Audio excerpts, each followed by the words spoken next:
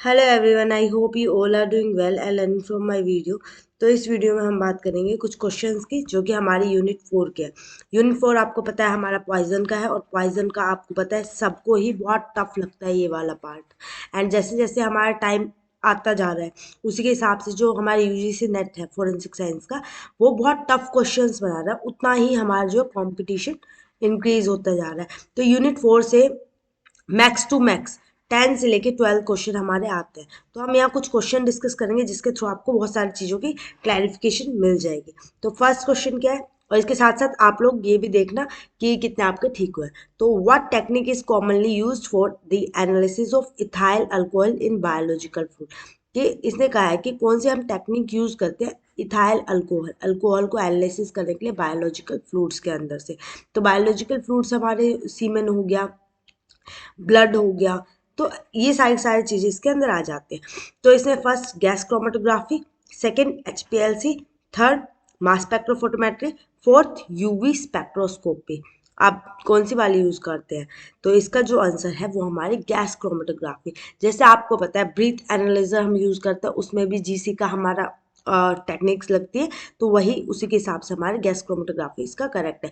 HPLC भी होता है बट चीज़ों को सेपरेशन, चीज़ों के अंदर क्या क्या कंपोनेंट है वो चीज़ बताने के लिए। पर ये इससे पहले ही बता दें कि एनालिसिस हमें इथाइल अल्कोहल करना है, तो ये हमारा जीसी यूज होता है। एमएस हमारी बहुत हाई टेक्निक होती है जो इलेक्ट्रॉनिक चार्ज पार्टिकल के बेसिस पे हमारे वर्क करते हैं। यूवी स्पेक्ट्रोस्कोपी जो हमारा एब्जॉर्प्शन और इमिशन पे हमारा वर्क करती है। ठीक है, इसका एक्सप्लेनेशन है gas chromatography is commonly use technology जो कि हमारे एनालिसिस करते हैं इथाइल अल्कोहल को बायोलॉजिकल फ्लूइड के अंदर से। क्यों? इसकी जो सेंसिटिविटी होती है, प्रीशियसनेस होती है, separating and quantifying volatile component, volatile हमारे कंपोनेंट को सेपरेट करने के लिए अच्छे होते हैं। What next, which toxic substance is commonly associated with illicit liquor and can cause blindness or death if ingested in significant amount। तो हमारी कौन सी इसने क्या टॉक्सिक सब्सटेंस हमारा एसोसिएट होता है इलिस लिकर। इलिस लिकर हमारे वो होते हैं जो मिक्सचर होता है जिसमें मिथेनॉल, ठीक है, मिथेनॉल इथेनॉल दोनों होते हैं। है इसमें मिथेनॉल की क्वांटिटी मतलब नाप के नहीं की जाती। एंड जो कि हमारे कंट्री मेड होते हैं, ठीक है, इतने सारे हम आपने तार हो गया, ताड़ी हो गया, ये सारे के सारे आते हैं। कैन कोज ब्लाइंडनेस और डेथ इफ इंजेस्टेड। ठीक, ब्लाइंडनेस कोज कर रहा है और डेथ कर रहा है जब भी इसको इनटेक कर रहा है। तो क्या मिथेनॉल होता है, इथेनॉल होता है, आइसोप्रोपेनॉल और एसीटोन। तो इसका आंसर नंबर फर्स्ट जो है बिल्कुल करेक्ट है, मिथेनॉल हमारा इसके अंदर होता है। तो इसका जो करेक्ट ऑप्शन है वो हमारा ए है। तो ये क्या कह रहा है, methanol is toxic substance often associated with illicit liquor। ठीक है, it can cause severe toxicity including blindness, death if ingested in significant amount। तो मिथेनॉल हमारा, इथेनॉल हमारा और नॉर्मली यूज होता है, आइसोप्रोपेनॉल और एसीटोन भी हमारा एक तरह से इथेनॉल का ही पार्ट होता है, पर ये और ज़्यादा हायर क्वांटिटी में होता है। इनके अलग अलग यूजेस है। आप मेरी जो मैंने अल्कोहल की वीडियो बनाई है उसमें इनके बारे में कंप्लीट एक्सप्लेनेशन कर रखे हैं, आप जाके देख लीजिएगा। इन the analysis of narcotic, which technique is frequently used for the identification and quantification of drug compound। हम जब भी नार्कोटिक का एनालिसिस करते हैं तो हम कौन सी वाली फ्रिक्वेंटली यूज करते हैं किसी भी ड्रग के लिए, ठीक है, ड्रग कंपाउंड को आइडेंटिफाई करने के लिए। तो इसका जो फर्स्ट है IR, second thin layer chromatography, NMR and enzyme link immunosorbent assay. तो इसका जो आंसर है हमारा न्यूक्लियर मैग्नेटिक रेजोनेंस, एनएमआर को हम यूज़ करते हैं फ्रिक्वेंटली। मोस्टली हम इसी को यूज़ करते हैं क्योंकि मैग्नेटिक रेजोनेंस के बेसिस पे बताता है। आईआर आपका क्या नाम है, रोटेशन और वाइब्रेशन पे वर्क करता है। थिन लेयर क्रोमेटोग्राफी आपको पता है लिक्विड की, जो कि बहुत कम यूज़ की जाती है। एक पेपर पे हम मार्क कर देते हैं दो चीज़ों के कंपोनेंट को, सेपरेशन के लिए काम आता है। एलिसा आपको पता है प्रोटीन वगैरह जो हमारे डीएनए आरएनए इसके लिए यूज़ होता है। तो जो हमारे बेसिकली एनएमआर यूज़ होते हैं जो कि हमारे ड्रग कंपोनेंट के लिए यूज़ होता है। एनएमआर जो होता है हमारा आइडेंटिफिकेशन क्वांटिफिकेशन करता है जितने भी नार्कोटिक होते हैं, क्योंकि इसकी जो एबिलिटी होती है डिटेल स्ट्रक्चर इंफॉर्मेशन देने के लिए बहुत अच्छी मानी जाती है। ठीक है, what is primary purpose of extraction, isolation and clinic procedure in forensic toxicology. जो हमारा फॉरेंसिक टॉक्सिकोलॉजी होता है इसके अंदर जो हमारा एक्सट्रैक्शन, निकालना, आइसोलेशन करना, उसको क्लीन अप प्रोसीजर के लिए हम कौन से वाले प्राइमरी पर्पस को लेके चलते हैं। Enhance the colour of toxic substance, क्या एनहेंस करते हैं। Increase the volume of sample, क्या हम सैंपल की वॉल्यूम इंक्रीज करते हैं, या हम रिमूव कर रहे हैं इंटरफियरिंग सब्सटेंस, या हम escalate the rate of metabolism. जो मेटाबॉलिज्म क्या होता है, किसी भी चीज़ को हमारी बॉडी से ख़त्म करना, उसको हम मेटाबॉलिज्म प्रोसेस बोलते हैं। कहते हैं ना, किसी ने अल्कोहल ले लिया, अल्कोहल लेने के बाद जो मेटाबॉलिज्म प्रोसेस होता है वो उसको ख़त्म करने का प्रोसीजर कहा जाता है। तो उसको एक्सलेट, उसको फास्ट करने के लिए किया जाता है कि ये हमारा एक्सटेशन। तो जो इसका आंसर है वो रिमूव इंटरफेयरिंग सब्सटेंस। ठीक है, ये हमारा प्राइमरी पर्पस होता है। जो उसके अंदर इंटरफेयरिंग मतलब जो हमारी टेस्ट को, स्टडी को रोक सकता है, उसके लिए हम एक्सट्रैक्शन, आइसोलेशन और क्लीन अप प्रोसीजर करते हैं फोरेंसिक टॉक्सिकोलॉजी के अंदर। ठीक है, कलर से हमारा कोई मतलब नहीं है और वॉल्यूम से भी हमारा कोई मतलब नहीं है। ठीक है, जो कि एंश्योर करता है बाद में हमारा कि जो हमारा रिजल्ट है वो एक्यूरेट आ रहा है या रिलायबल है। ठीक है, हमारा रिजल्ट हमारा हमेशा इसी के रिगार्डिंग रहता है। नेक्स्ट है, which plant poison contain alkaloid and is known for it toxic effect on the nervous system, CNS। ठीक है, कौन सा हमारा कंटेन करता है एल्कलॉइड को। Ricin, digitalis, strychnine, atropine. तो हमारा जो एल्कलॉइड होता है स्ट्राइचिन हो गया। ठीक है, एक हमारा एन से भी था नाम, अभी मेरे को याद नहीं आ रहा। ये हमारा स्ट्राइचिन। डिजिटल, जो डिजिटलिसिस होता है, रीजन तो हमारा प्लांट के अंदर आ जाता है हमारा। एट्रोपिन बेलोडिना का पार्ट है।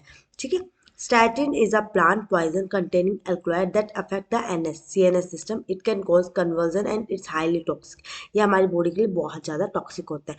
इन the analysis of chemical in trap cases, जो हमारे ट्रैप केसेस होते हैं उसमें हम केमिकल एनालिसिस करते हैं। This technique is commonly used for the separation and identification of volatile compound. जो हमारे वोलेटाइल कंपोनेंट होते हैं उनको सेपरेशन एंड आइडेंटिफिकेशन, अभी देखो पीछे हमने बात करी थी, ठीक है, वो हमने अल्कोहल में करी थी, पर एक तरह से वोलेटाइल कंपोनेंट को ही तो बता रहा था वो। तो इसके लिए हमारा कौन सा हुआ, गैस क्रोमेटोग्राफी, लिक्विड, मास और IR।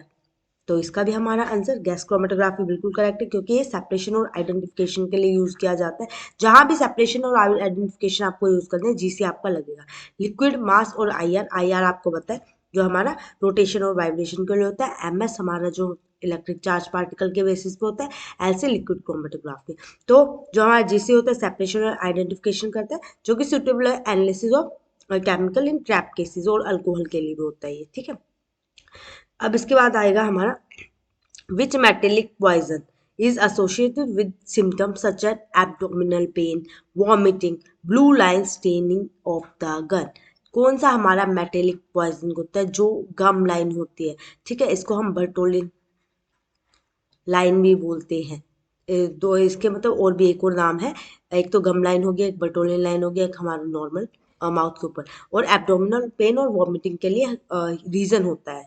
तो इसका लेड है, मरकरी है, या आर्सेनिक है, या कैडमियम है। कैडमियम के अंदर ऐसा कुछ नहीं देखने को मिलता। ठीक है, मरकरी आपको एक ही बार में शो कर देता है, पर ये आपको पर्पल लाइन शो करता है। ठीक है, लेड भी आपको ब्लू लाइन शो करता है, पर वॉमिटिंग और जो हमारा एब्डोमिनल पेन है वो हमारा आर्सेनिक बहुत ज़्यादा शो करता है, जो कि हमारा स्लोली जब पॉइजनिंग होते हैं उस टाइम पे ही हमारा शो करता है। तो आर्सेनिक जो होता है हमारा abdominal pain, vomiting and blue line जो हमारे गम के होते हैं, तो इस केस में हम आर्सेनिक पॉइजनिंग इसको बोलेंगे। What is the primary metabolite of heroin. Heroin का प्राइमरी मेटाबोलाइट क्या है, that is often targeted in urine drug testing for opiate use. ठीक है, जो कि टारगेट करता है यूरिन ड्रग को। Then testing for opiate use, morphine, codeine, acetyl codeine, 6 mono acetyl morphine. तो जो हमारा हीरोइन का पूछा, ठीक है, हीरोइन हमारी कहा जाता है, देखो हमारे जितने भी है, हैश हो गए, गांजा हो गया, ठीक है, चरस हो गया, इसके बाद हमारा हीरोइन। हम कहते हैं कि हीरोइन जो होता है ना, मोर्फिन, ये हमारे सारे नाम है। इन सबसे जो कहते हैं सबसे ज़्यादा इफेक्टिव होता है, बहुत जल्दी जो इफेक्ट करता है वो हीरोइन होता है। तो हीरोइन हमारा सबसे ज़्यादा हाईएस्ट क्वांटिटी में कहा जाता है कि थोड़ा सा भी लेंगे तो हमें बहुत ज़्यादा दिक्कत हो सकती है। तो इसमें क्या है, open targeting urine drug testing. Urine drug testing के अंदर हमेशा टारगेट करता है। तो इसके अंदर क्या यूज होता है, ठीक है, प्राइमरी मेटाबॉलिज्म क्या बनता है। तो मॉर्फिन आपको पता है ड्रग है, कोडेन आपको पता है जो हमारी खांसी की दवाई होती है उसके अंदर होता है, एसिटाइल कोडेन ये भी इसका मॉर्फिन का ही एक तरह से डेरिवेटिव है। 6 मोनो एसिटाइल मॉर्फिन 6 MAM, ये हमारा इसका करेक्ट ऑप्शन है। ये हमारे प्राइमरी मेटाबोलाइट होता है जो कि हमारा हीरोइन का होता है, ठीक है। And is often targeting urine drug testing to confirm recent heroin use, recently heroin use किया है यानी उसके लिए टेस्टिंग के लिए यूजफुल होता है। Which tranquilizer is associated with forensic case involving drug facilitated crime due to its sedative effect?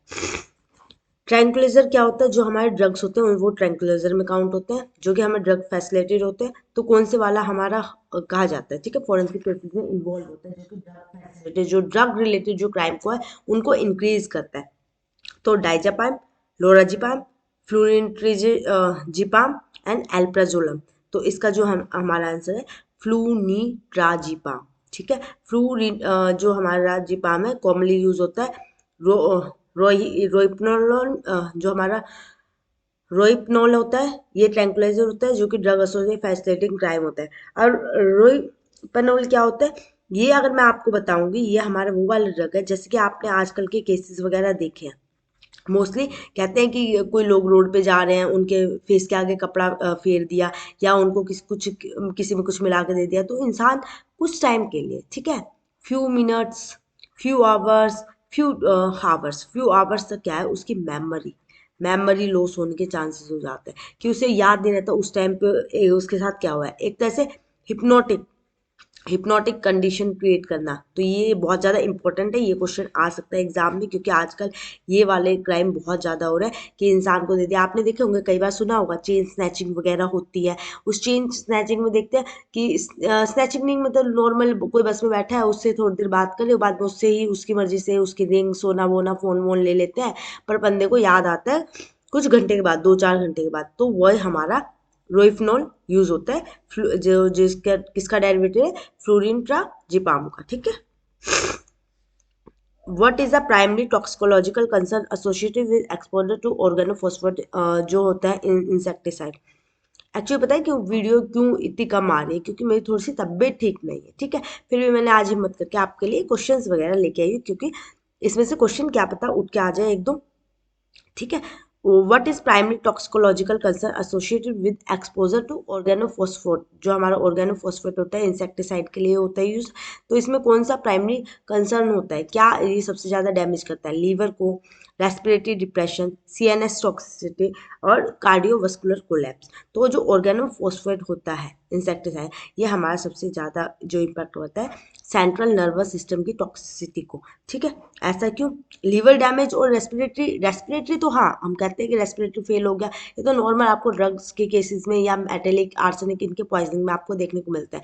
Liver आपका अल्कोहल में जाता है, जो कोलैप्स होता है आपका हार्ट अटैक की वजह से, तो सीएनएस है, ठीक है। सीएनएस सिस्टम जो टॉक्सिसिटी होती है ना, वो मसल ट्विचिंग, वीकनेस और सीवियर केसेस में रेस्पिरेटरी फेल कर देती है। तो यही हमारा इसका करेक्ट ऑप्शन है।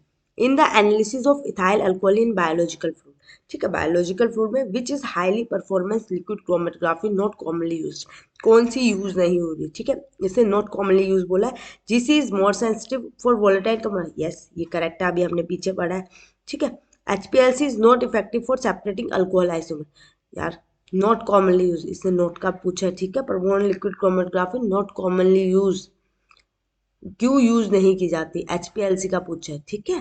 क्वेश्चन ध्यान से लगा, अल्कोहल एनालिसिस में HPLC क्यों नहीं यूज किया जाए, क्योंकि HPLC not effective for separating alcohol isomer. MS mass spectrophotometry is less time consuming, बहुत कम। यूवी स्पेक्ट्रोस्कोपी जो होते हैं लैक स्पेसिफिसिटी। तो इसका जो आंसर है ना, क्यों नहीं हम इसको करते, क्योंकि जो हमारा जीसी होता है वो मोर सेंसिटिव होता है वोलेटाइल सब्सटेंस के लिए, इसलिए हम HPLC यूज नहीं करते, ठीक है। ये हमने इतनी देर से पीछे सेपरेटिंग एंड क्वांटिफाइंग के लिए। तो ये हमारा एक है ना, वही क्वेश्चन है, हर बार वैसे ही क्वेश्चन आते हैं, पर उनका पूछने का तरीका बदल जाता है। वही चीजें मैं इस बार इन क्वेश्चनों के अंदर आपके लिए लेके आई हूँ। Why is thin layer chromatography not the preferred technique for the identification and quantification of narcotic. Narcotic में वाई हम TLC को यूज नहीं करते, एक तो बहुत बड़ा रीजन, ये बहुत ज्यादा टाइम कंज्यूमिंग होता है, ठीक है। और दूसरा वैलिड हम यहाँ देख लेते हैं, TLC lack the ability to separate complex mixture. क्या TLC के अंदर लैक एबिलिटी है सेपरेट करना कॉम्प्लेक्स मिक्सचर को? ऐसा तो नहीं है, ये भी सेपरेट कर सकता है। NMR provide limited structure information. क्या NMR जो प्रोवाइड करता है लिमिटेड स्ट्रक्चर इन्फॉर्मेशन प्रोवाइड करता है। TLC is not suitable for non-volatile component. TLC required a large sample volume. क्या TLC को large sample चाहिए? नहीं, स्मॉल एक डॉट पे भी काम हो जाता है। Not suitable for non volatile component. क्या नॉन वोलेटाइल कंपोनेंट के लिए सुटेबल नहीं होते? यस, ये हमारा टीएलसी जो होता है वोलेटाइल के लिए सुटेबल होता है, इसलिए हमारा क्या होता है टीएलसी को हम यूज नहीं करते। ठीक है, TLC is not suitable for non volatile component and narcotic are often volatile substance. GC और mass is more commonly use for their identification quantification, identify करने के लिए और क्वांटिफिकेशन, और जीसी हमारे सेपरेशन के लिए भी यूज होता है। Why is hair not commonly use in routine drug testing. आपको पता है हेयर के अंदर भी ड्रग मिल जाता है, पता है, और बट हम रूटीनली इसको क्यों नहीं करते? For the detection of recent drug uses, कि उसने रिसेंटली ड्रग यूज किया है या नहीं। तो ड्रग आपको पता है ये तो मिलेगा 100%। तो क्या है, drug do not accumulate in hair. क्या रिसेंटली अगर किसी ने यूज किया होगा कि उसके हेयर में नहीं होगा? Hair analysis is time consuming. क्या ये टाइम कंज्यूमिंग होता है? Hair lack melanin affect test accuracy. क्या ऐसा हो सकता है? मेलानिन का तो कोई असर नहीं होता। Drug are not incorporated into hair during growth. Growth के टाइम के क्या ड्रग उसके ऊपर नहीं जमा होगा? होगा, ये भी होगा। मेलानिन का कोई मतलब नहीं होता। क्या ये टाइम कंज्यूम है? नहीं, ये हम इजिली कर सकते हैं। ड्रग डू नॉट एक्यूमुलेट इन। तो इसने क्या बोला? रिसेंट ड्रग, रिसेंटली अगर किसी ने यूज किया है, अगर आप आज पहली बार ड्रग कर रहे हो तो क्या आपके हेयर में दिखेगा? नहीं दिखेगा। अगर आप रेगुलर कंज्यूमर हो या काफी टाइम से कर रहे हो तो ही तो आपके हेयर में दिखेगा, तो इसलिए हम नहीं करते। तो इसका option number A is correct. ठीक है, drug do accumulate in hair over time के साथ होता है, but they are not as indicative of recent drug user. तो इंडिकेटिव नहीं होता। तो इसके लिए हम जो ब्लड और यूरिन के अंदर जो होता है ना, उससे हम पता लगा सकते हैं रिसेंटली किसी ने यूज किया है नहीं। Hair analysis is often use for long term drug use detection. ठीक है, Why is lead toxicity often associated with abdominal pain and constipation? जो lead toxicity होते हैं उसमें कहते हैं ना कि एब्डोमिनल में पेन हो गया है, कॉन्स्टिपेशन हो गया है किसी पर्सन को, उसके लिए होता है। तो इसमें क्या lead inhibit the absorption of iron. क्या लेड इनिबिट करता है एब्जॉर्प्शन ऑफ आयरन को? आयरन एब्जॉर्ब कर। Lead interferes with calcium metabolism. Lead affect the nervous system. Lead bind to haemoglobin. तो इसके अंदर हमारा लेड जो होता है इंटरफेरेंस करता है कैल्शियम मेटाबॉलिज्म में, जिसकी वजह से हमें ज़्यादा टॉक्सिसिटी होती है एब्डोमिनल पेन में एंड कॉन्स्टिपेशन में। तो डिपोजिशन इन बोन, लेड हमारा बोन में डिपॉजिट हो जाता है, जो कि लीड करता है एब्डोमिनल पेन और कॉन्स्टिपेशन पे, जिसमें क्या है कैल्शियम का मेटाबॉलिज्म पे इफेक्ट का हमें पता चल रहा है। क्योंकि बोन में आप कहते हो ना कैल्शियम होता है, और बोन में अगर लेड आ रहा है तो एब्डोमिनल पेन और कॉन्स्टिपेशन के आपको इशू देखने को मिलता है। Why are GC and MS often used together in analysis of volatile substance in forensic? GC separation, ठीक है, MS quantification, अभी इतनी देर से पढ़ रहे हैं। GC improve mass spectroscopy sensitivity, mass spectrophotometry enhance GC chromatography separation, ठीक है। Both technique provide the same information. GC alone cannot detect volatile, ऐसा नहीं है, ये अलोन भी कर सकता है। ठीक है, बोथ टेक्टर सेम इन नहीं, सेम नहीं कर सकते, एक सेपरेशन एक क्वांटिफिकेशन। जीसी क्रोमेटिक इंप्रूव मास नहीं, ऐसा नहीं है। एमएस बहुत बड़ा है तो मास स्पेक्ट्रोफोटोमेट्री एनहेंस करता है जीसी क्रोमेटोग्राफी के सेपरेशन को। तो इसका option number B is very very correct. ठीक है, देख लो, both improved separation and identification of volatile substance in forensic toxicology. In analysis of chemical in trap cases, why might mass spectrophotometry is preferred over UV spectrum? Trap cases में MS को हम ज़्यादा prefer क्यों करते हैं? MS allow for better separation of compound. क्या ये separation better करता है? नहीं, separation की तो बनी यहाँ बात नहीं गई। UV spectrophotometry is not suitable for volatile substance. क्या ये suitable नहीं है? है suitable. MS provide information about the molecular weight, या मोलिकुलर वेट के बारे में बताता है। यूवी स्पेक्ट्रोफोटो जो स्कोपी होते हैं लैक्स सेंसिटिविटी होती है, सेंसिटिविटी की इसमें कोई जरूरत ही नहीं है। तो इसका option number C is very correct. MS जो होता है इंफॉर्मेशन भी बता रहा है मोलिकुलर वेट के लिए, इसलिए हम यूवी से ज़्यादा हम MS पे विश्वास करते हैं ट्रैप केसेस के अंदर आइडेंटिफाई करने के लिए, क्योंकि ये वैल्यूएबल होता है फॉर आइडेंटिफाई एंड कन्फर्मेशन के लिए कि प्रेजेंस में उसके अंदर स्पेसिफिक कौन सा केमिकल ऐड है। ठीक है, why is ricin consider a particularly dangerous plant poison. जो रीजन होता है उसको हम पर्टिकुलरली डेंजरस प्लांट पॉइजन क्यों कहते हैं? It cause immediate respiratory failure, it is easily detectable in body fluid, there is no known antidote for resin poison। क्या कोई भी ऐसा नहीं है? it has a sweet taste making it attractive to ingest। जो रेजिन होता है हमारा पर्टिकुलरली डेंजरस प्लांट पॉइजन होता है। क्यों होता है? क्या ये इमीडिएट रेस्पिरेट इमीडिएट तो नहीं करता, ये इजिली डिटेक्टेबल होता है बॉडी फ्लूइड में? ऐसा भी नहीं है, इजीली नहीं। There is no known antidote for ricin poison, इसके लिए कोई एंटीडोट नहीं होगा क्या? या इसका स्वीट टेस्ट होता है जो कि अट्रैक्टिव होता है इंजेस्ट के लिए, ऐसा कुछ नहीं है। कोई भी पॉइजनस प्लांट हो या एनिमल हो, एनीथिंग डेंजरस जब होती है जब हमारे पास उसका कोई भी एंटीडोट नहीं होता। ठीक है, तो इसका there is no antidote, ricin का हमारा कोई एंटीडोट नहीं है, इसलिए ये हमारा ऑर्गन डैमेज और रिजल्ट टू डेथ तक हमें लेके जाता है किसी भी पर्सन को। ठीक है, in forensic toxicology, why is the detection of 6-monoacetyl morphine significant in confirming recent heroin use? इससे रिसेंटली हीरोइन यूज के लिए हमें क्यों डिटेक्शन के लिए ये यूज हो रहा है? क्यों हो रहा है? क्यों 6-MAM is only present in heroin? क्या ये ओनली हीरोइन हो रहा है, not in other opiate? 6-MAM is metabolite of heroin, indicate recent use। 6-MAM is not absorbed by the body after heroin intake। 6-MAM is precursor to morphine। तो इसका correct answer हमारा B है। जो 6-MAM है ये metabolite होता है heroine का, जो कि इंडिकेट करता है रिसेंट यूज को। रिसेंट यूज के लिए यूज होता है। ठीक है, only present in the body shortly after heroine, थोड़े टाइम के लिए होता है, जो कि डिटेक्शन के लिए हेल्प होता है। क्योंकि इसका जो काम होता है 6-MAM का, वो मेटाबोलाइट के लिए यूज होता है हीरोइन के लिए।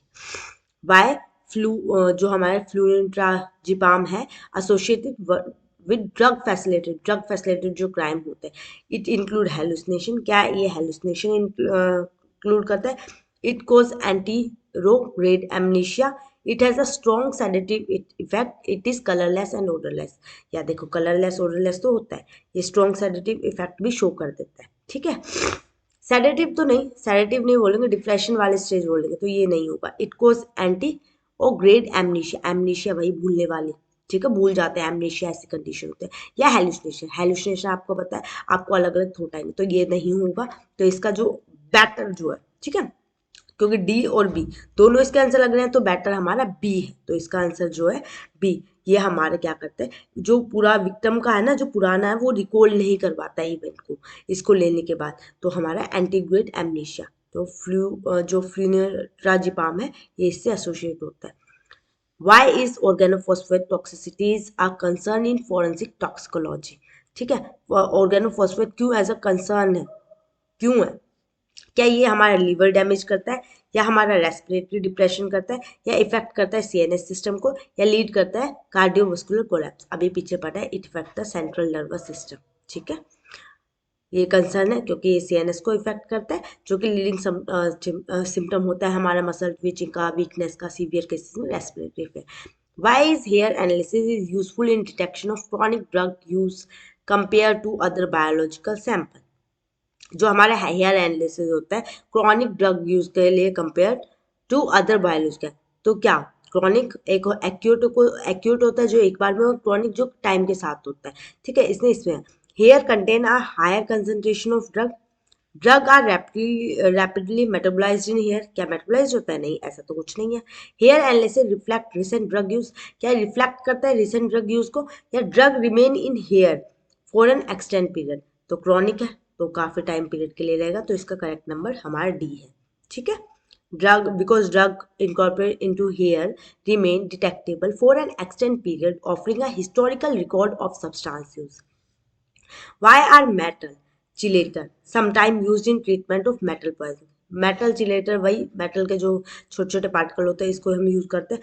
क्यों? दे एनहेंस मेटल एब्जॉर्प्शन। क्या एनहेंस कर देता है मेटल के एब्जॉर्प्शन को?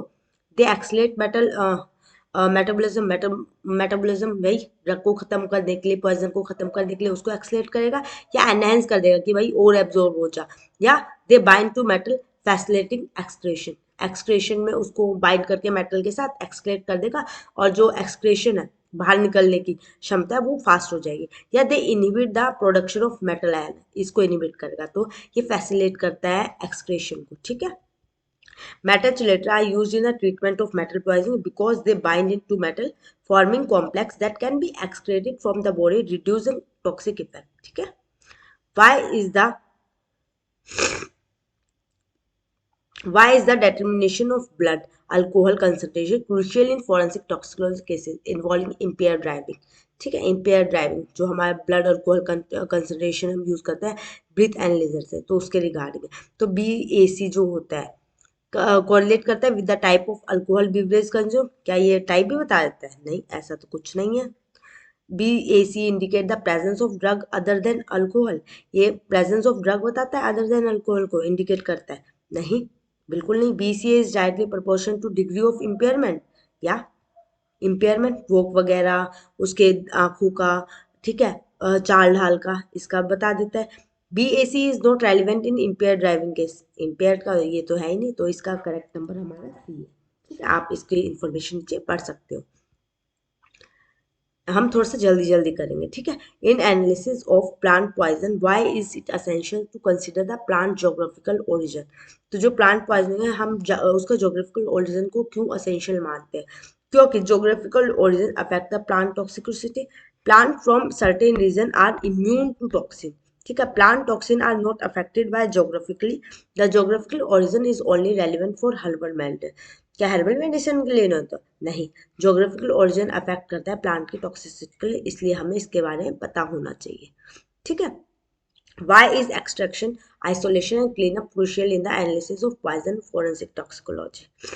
एक्चुअली मेरे लैपटॉप की ना थोड़ी सी चार्जिंग खत्म होने वाली है, तो हम यहीं पे इसको बाइंड अप करेंगे, ये हमारा लास्ट क्वेश्चन है। Why is extraction isolation and clean up crucial, क्यों क्रूशियल है? To increase the sample volume, नहीं, ये पीछे गया था। To remove interfere substance from the sample, yes, ये करेक्ट है, बिल्कुल रिपीटेड क्वेश्चन है ये, ठीक है। पता नहीं कैसे रिपीटेड डल गया इसके अंदर।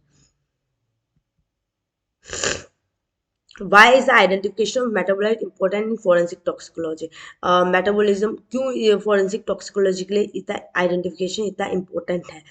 Metabolism are more toxic than the parent compound, नहीं। Metabolites provide information about the individual lifestyle, नहीं, इंडिविजुअल के लाइफस्टाइल को नहीं बताएगा। Metabolite are excreted more rapidly from body, क्या ये एक्सक्रेट होता है मोर रैपिडली, बहुत जल्दी?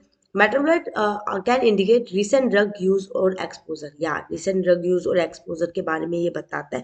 The identification of metabolism is important because they are indicate recent drug use, ठीक है, रिसेंट ड्रग यूज के बारे में ये हमें बता देता है। Why is it crucial to consider postmortem redistribution of forensic toxicology analysis? जो PM होता है वो हमारे क्या कर रहा है, रीडिस्ट्रीब्यूशन कर रहा है, enhance the concentration of drug. PM redistribute कर रहा है, has no effect on drug level. PM redistribute कर रहा है, डिक्रीज द एक्यूरेसी, क्या डिक्रीज कर रहा है एनालिसिस के? नहीं। PM redistribute can lead to inaccurate interpretation of drug level, तो PM जो होता है ना कई बार पोस्टमार्टम वो इनएक्यूरेट कर देता है, इसलिए इसका हमारा डी ऑप्शन करेक्ट है, ठीक है। What is primary advantages of using MS in the analysis of volatile substance? Volatile, ठीक है, volatile की बात है। MS provide information about molecule weight, अभी हमने पीछे किया था, बिल्कुल करेक्ट है ए, ठीक है। अब हम इन क्वेश्चनों को यहीं बाइंड अप करते हैं। And thank you so much for watching my video. अगर आप मेरे चैनल पे नए हैं then please like my video, ठीक है, and subscribe my channel too. मिलते हैं ऐसी ही और भी वीडियो के साथ। Bye bye, take care and all the best. अभी आपके एग्जाम स्टार्ट होने वाले हैं।